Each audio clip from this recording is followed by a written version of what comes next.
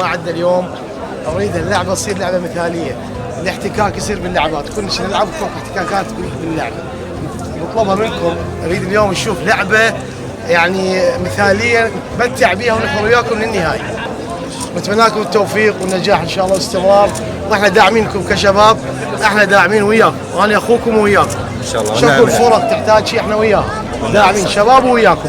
حياكم الله وجزاكم الله. نشكر السيد القائم مقام، شكر السيد عباس قائم مقام قضاء حديثه على دعم البطوله، وان شاء الله هاي لعبه افتتاح لهاي البطوله.